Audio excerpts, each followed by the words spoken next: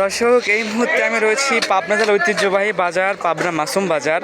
এই বাজারে কিন্তু শুধু যে নদীর মাছ পাওয়া যায় তা কিন্তু না, নদীর কিন্তু চকচকা ইলিশও কিন্তু পাওয়া, দেখতে পাচ্ছেন যে রোদে কিন্তু ইলিশগুলো একদম চকচক করছে।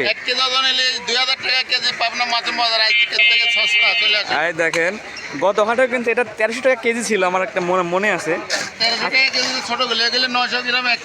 ও আচ্ছা আচ্ছা আচ্ছা আচ্ছা আচ্ছা, দেখতে পাচ্ছেন যে তারপরে চিংড়ি মাছের সাইজগুলো দেখতে পারেন, গলদা চিংড়ি মনে হয় এগুলা। গলদা চিংড়ি দেখতে পাচ্ছেন যে কি পরিমাণ সাইজ। আমার ছবি তোলা লাগে, তাহলে আমার চেহারা দেয় তো কারণ তো এই মুহূর্তে আর বাইরে যাওয়ালে কত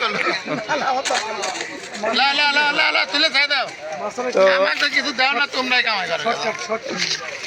দেখো মাছের জিল দেখতে সব আমরা কামাই করি, মানে আমরা যে কিতাকুড়ি টাকা নিয়ে আসি এগুলো কাদের লাভ বলেন, আমাদের লাভ বলেন। তোমরা খালি তোমার লাভ নাই, ওই হয় 2 টাকা 5 টাকা এরকম। 2 টাকা 5 টাকা আসলে এখন ফেসবুকে ইনকাম কম, তো প্রচুর পরিমাণে ইনকাম, মানুষ দেখে কিন্তু ইনকাম নেই। এই দেখতে পাচ্ছেন যে বিগ সাইজের ইলিশ, সাইজটা দেখলে মাথা নষ্ট হয়ে যায়। পাবনার ইলিশ। তো এখানে কি আপনার দোকান প্রতিদিন নিয়ে আসেন? পাথরঘাটা ইলিশ বলে দাও। কোথাকার? পাথরঘাটার ইলিশ। পাথরঘাটা, আরে বাবা নাম। বরগুনা জেলা পাথরঘাটা বাজার। পাথরঘাটা বাজার, এগুলো বরগুনা পাথরঘাটা মাছ। আচ্ছা আচ্ছা আচ্ছা। আর পাবনা মাসুম বাজারে খেজুর গাছ তোলা কাজ। এই যে পাবনা মাসুম বাজারে খেজুর গাছ, এখানে এলো আমার চাচু থাকে। খেজুর গাছ কোন আমার লেগে পরিচিত, বুঝছো? পরিচিত, আচ্ছা।